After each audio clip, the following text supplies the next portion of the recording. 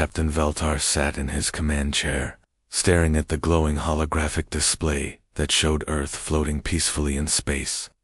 The blue and green planet looked so small and helpless from this distance. He had conquered 27 worlds, using the same method, and it never failed. Fear was the universal language that every species understood. The intelligence report on his desk painted a clear picture of humanity.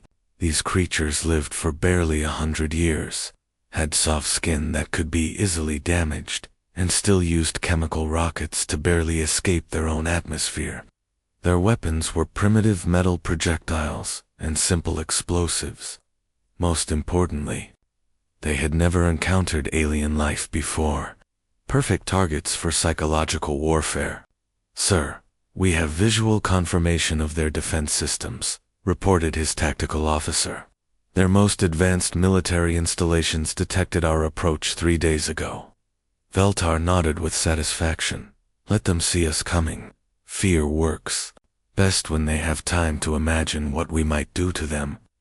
On Earth, Admiral J sat in the underground command center beneath Sol, watching the same displays that tracked the approaching alien fleet. Coffee cups and half-eaten sandwiches cluttered the desks around him. His staff worked quietly, monitoring communications and updating threat assessments. "Admiral, the objects will reach orbital position in 6 hours, reported Lieutenant Su, not looking up from her computer screen. "Any response from the other defense commands?" Jay asked, taking a sip of his coffee. "Beijing confirms tracking. Washington is coordinating with NATO. Moscow wants to know if we should prepare the nuclear option." Jay shook his head. "Too early for that discussion. We don't even know what they want yet." Above them, ordinary people went about their daily lives. Street vendor Dong was setting up his cart for the evening rush, completely unaware that alien warships were approaching. Office worker Yoon was planning what to cook for dinner, thinking more about whether she had enough rice at home than about the possibility of alien invasion back in space. Veltar studied the final approach vectors. His fleet of 200 ships would decloak simultaneously over every major population center. The sight of their massive vessels blocking out the sun had broken the spirit of countless civilizations. Within hours, planetary leaders would be begging for mercy, offering complete surrender to spare their people.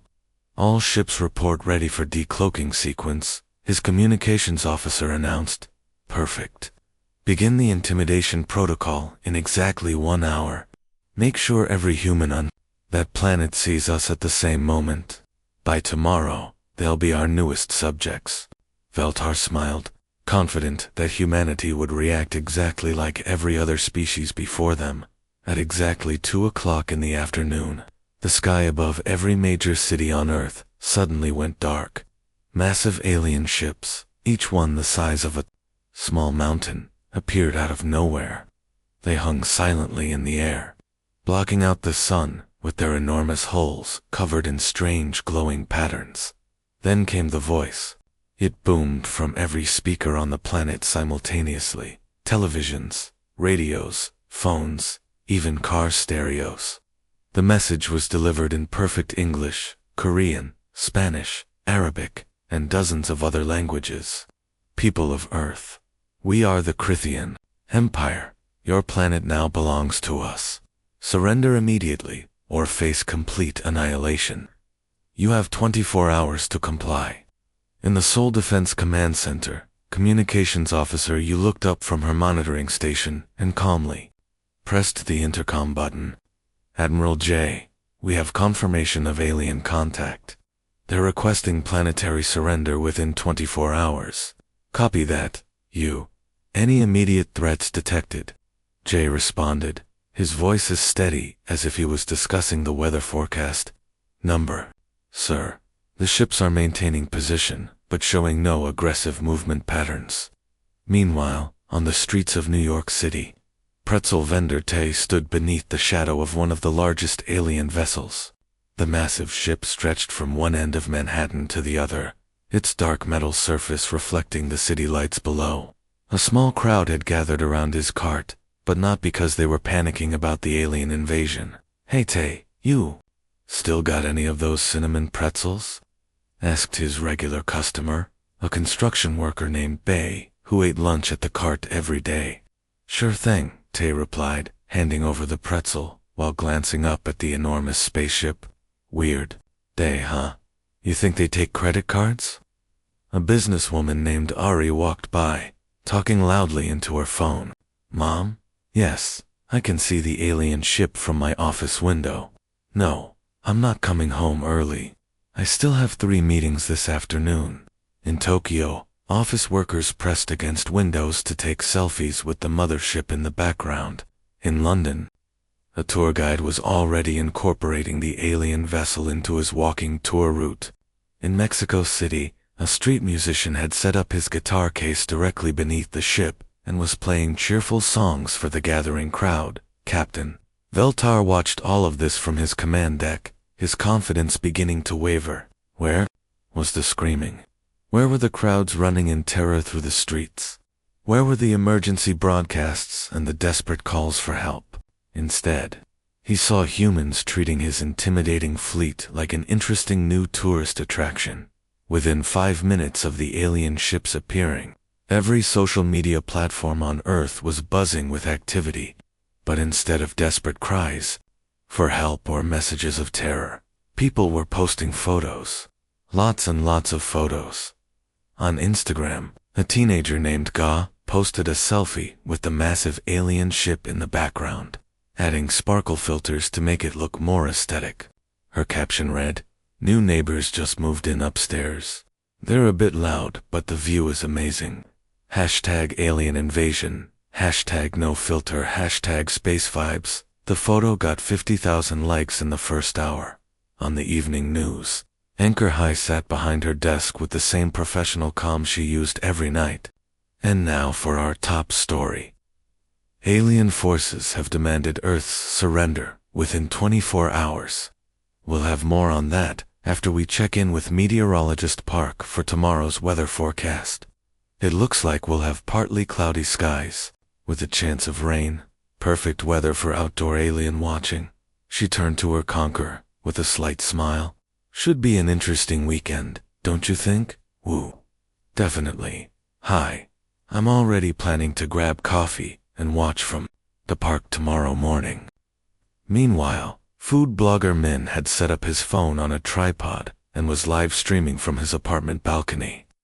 The alien mothership hung directly above his building, its massive engines creating a low humming sound.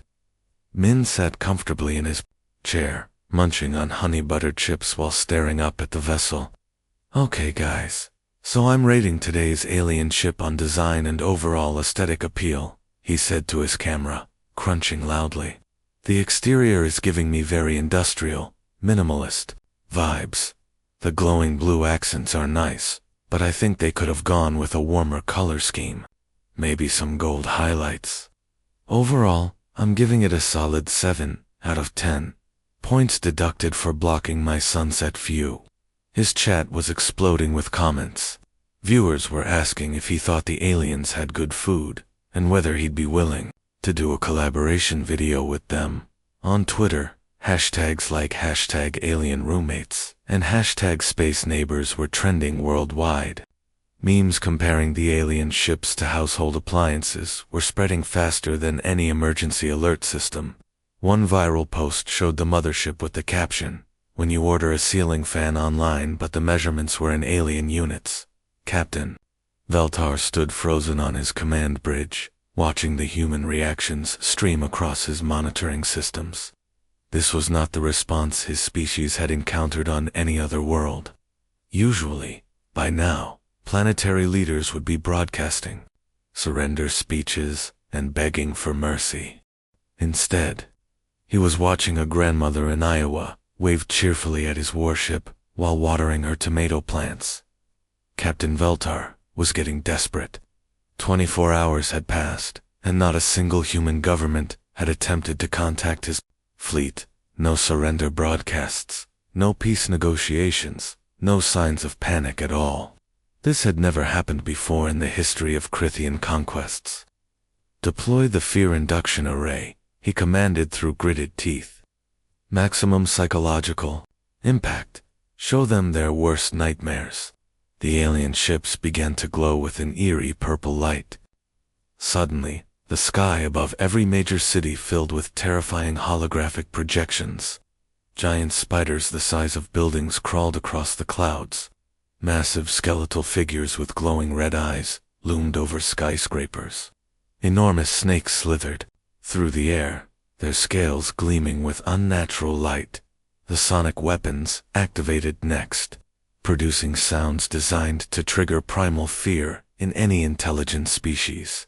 Low, rumbling roars echoed across the planet, mixed with high-pitched screams and the sound of approaching footsteps that seemed to come from everywhere at once. On her apartment balcony in Seoul, 17-year-old Na had set up her phone to live-stream the entire spectacle. She sat cross-legged with a steaming cup of instant noodles, slurping loudly while commenting on the alien display above her head. "Oh wow, okay guys, they're really stepping up their game now," she said, pausing to take another bite. "The giant spider looks super realistic. I'm giving that one a solid 9 out of 10 for special effects. The attention to detail is incredible. You can see every hair on its legs." Her viewer count had climbed to over 2 million people from around the world, all tuning in to watch her casual commentary on humanity's supposed doom.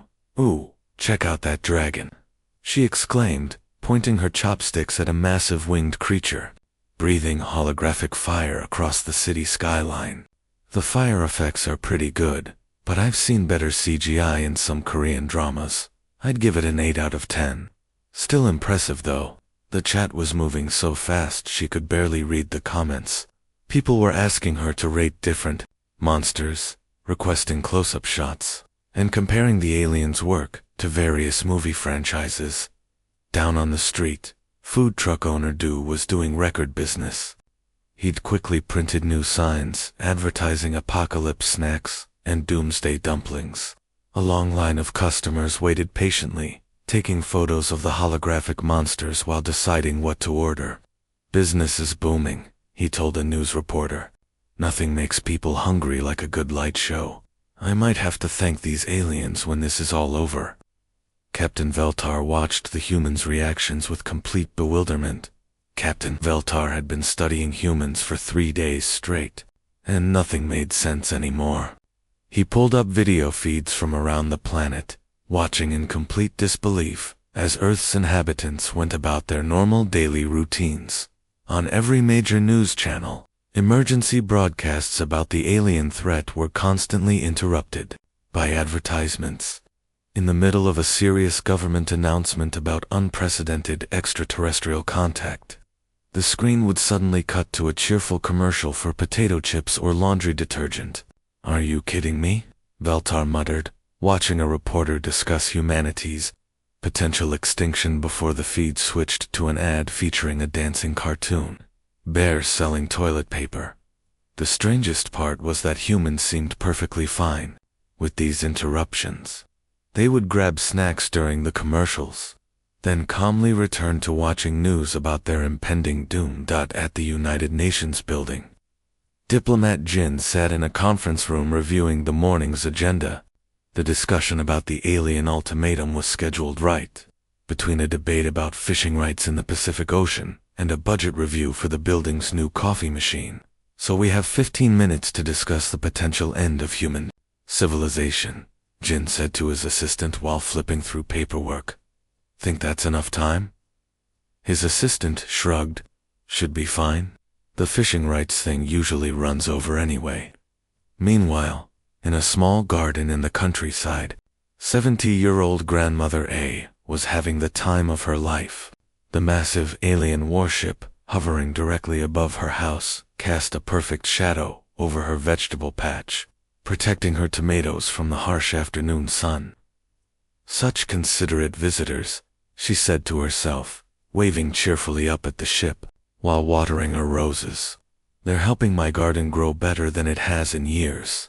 She had even started leaving small plates of homemade cookies on her porch table, just in case the aliens wanted to try some traditional Korean treats. The cookies disappeared every night, though she didn't know that curious alien scouts were actually taking them back to their ship for analysis on his command bridge. Captain Veltar watched footage of a humming happily while pruning her flowers, completely unbothered by the kilometer-long warship hanging above her head like a metal mountain. "This is impossible," he said to his tactical officer. "Every species we've encountered has surrendered within hours. These humans are treating us like we're part of their landscape." His officer nodded nervously. "Sir, some of them are even giving us names. They're calling the ship over Tokyo Big Gray Friend and the one over London the Floating Hotel." Veltar rubbed his forehead. Feeling a headache coming on, Captain Veltar decided it was time for the ultimate display of power.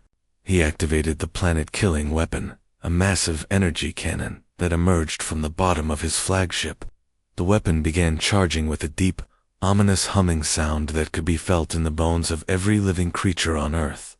Bright blue energy crackled around the cannon as it slowly powered up, designed to make any civilization understand their complete helplessness. "This will break them," Veltar said confidently. "When they see a weapon capable of cracking their planet in half, they'll finally understand the futility of resistance." Down on Earth, Entrepreneur Ho saw an opportunity. Within 2 hours of the weapon's appearance, he had driven his food truck directly beneath the mothership and quickly painted "Invasion Eats" on the side in bright red letters. His menu board now featured items like Doomsday Dumplings, Apocalypse Appetizers, and End Times Egg Rolls. A crowd was already forming around his truck. Office worker Swa stood in line, checking her phone while waiting to order. "I'll take 2 cosmic corn dogs and a large soda," she said casually, as if ordering lunch on any normal day. "Coming right up," Ho replied cheerfully. "Would you like extra sauce? It's my special alien invasion flavor." Across the city, families were setting up lawn chairs in parks and on rooftops, bringing coolers full of drinks and snacks. What should have been humanity's darkest hour had turned into the world's largest viewing party. In grocery stores, popcorn sales exploded overnight. Manager Bach at a Seoul supermarket couldn't keep the shelves stocked. "We've sold more popcorn in 3 days than we usually sell in 3 months, he told a reporter. People are treating this like the ultimate movie experience. Teenage friends Ri and Ga had spread a picnic blanket in the park, complete with fried chicken, soda, and homemade cookies. They lay on their backs, staring up at the charging weapon while munching contentedly. "Do you think it'll make a big light show when it fires?" Guy asked, passing the chicken to her friend. "I hope so," Ri replied. "I brought my good camera just in case." Captain Veltar watched his monitors in stunned silence. His most terrifying weapon, capable of splitting planets, had become the centerpiece of humanity's largest social gathering. Food vendors were making record profits. Families were bonding over snacks while staring directly at their potential destruction. His psychological warfare had been completely transformed into humanity's newest form of entertainment. Captain Veltar knew he needed better intelligence. His intimidation tactics were failing completely, and he couldn't understand why. He ordered his best reconnaissance team to secretly infiltrate human settlements and study their behavior up close. Agent Wu led the first mission, using advanced holographic disguises to blend in with humans. His assignment was simple: figure out why these creatures weren't afraid of anything. His first stop was a movie theater in downtown Seoul. Wu watched in amazement as humans paid money to sit in dark rooms and watch terrifying images on giant screens. The movie featured monsters destroying cities, people running and screaming, and entire civilizations being wiped out. But instead of fleeing in terror, the humans were eating popcorn and enjoying themselves. Some were even laughing at the scary parts. "This makes no sense," Wu reported back to his ship. "They're voluntarily exposing themselves to fear-inducing scenarios for entertainment." Next, he visited a gaming center where teenage humans were playing something called zombie apocalypse survival games. Groups of kids sat around computers, strategizing about how to survive the end of the world while drinking soft drinks and sharing snacks. 12-year-old Ben was explaining strategy to his friends. Okay, when the aliens invade, we need to grab all the food from the convenience store first. Then find a good hiding spot with internet access so we can live stream the whole thing. His friend Du nodded seriously. My mom already stocked our basement with ramen noodles, just in case. We could survive down there for months. Wu continued his investigation at a local library, where he discovered shelves full of books about disasters, alien invasions, zombie outbreaks, and apocalyptic scenarios. Humans were reading these stories for fun during their free time. The most shocking discovery came when he accessed human historical records. This species had survived ice ages that lasted thousands of years, plagues that killed millions, world wars, natural disasters, and countless other catastrophes. Through it all, they had maintained their ability to joke, create art, and find reasons to celebrate. Librarian Yo was organizing a display of disaster movies for Apocalypse Movie Night at the community center.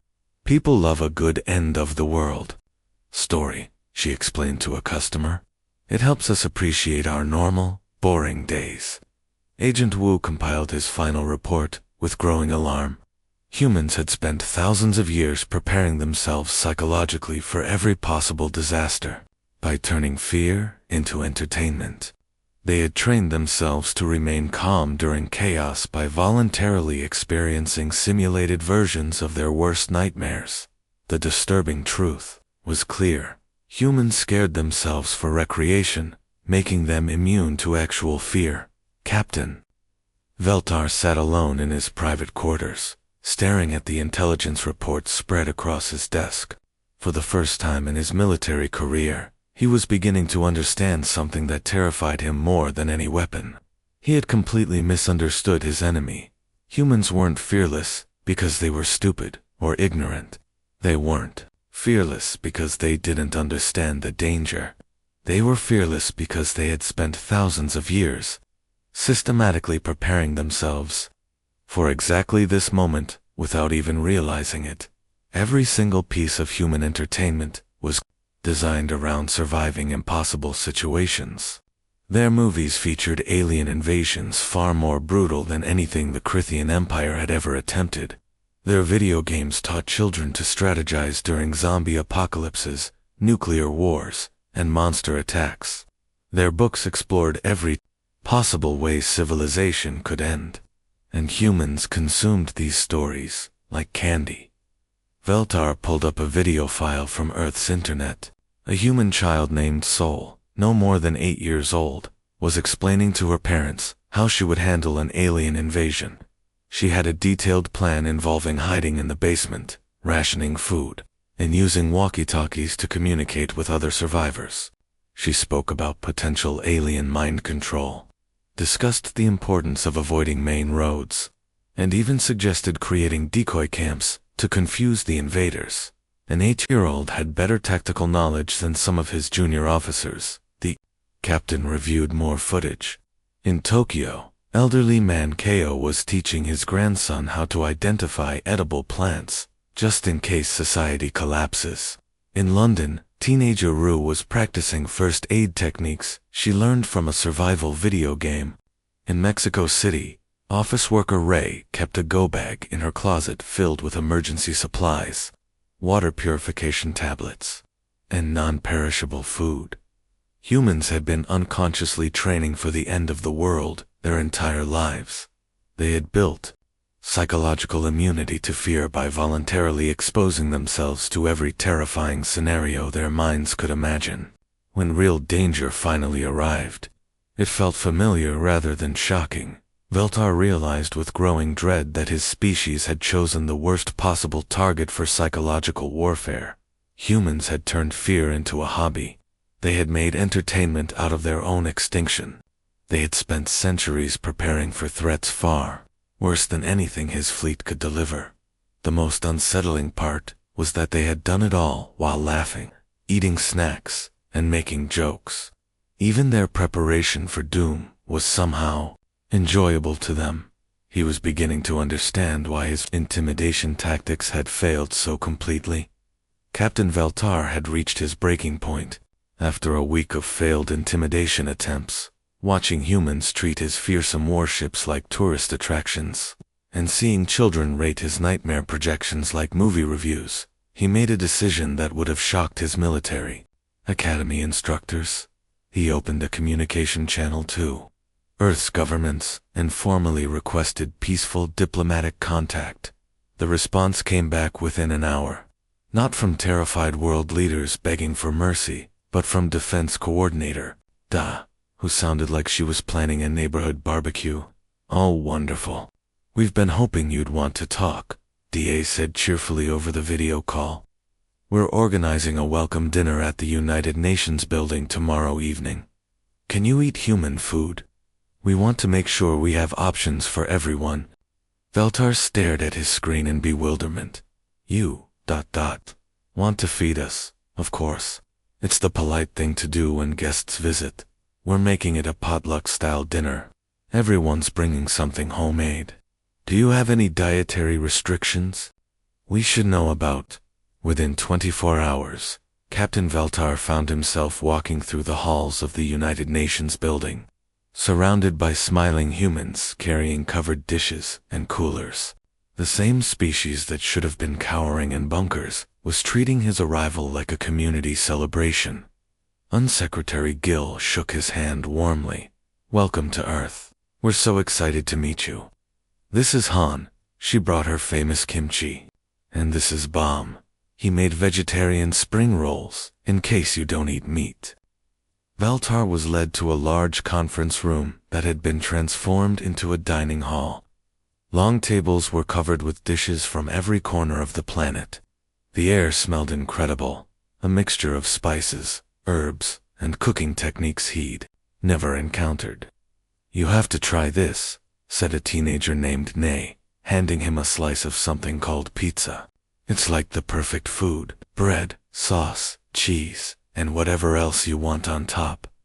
Veltar took a cautious bite. The combination of flavors was unlike anything in Crithian cuisine. It was warm, comforting, and somehow made him feel welcomed, rather than threatened, as he looked around the room. Watching humans eagerly share their food with alien visitors, he realized the truth. While his fleet had been positioning for psychological warfare, humans had been planning a welcome party.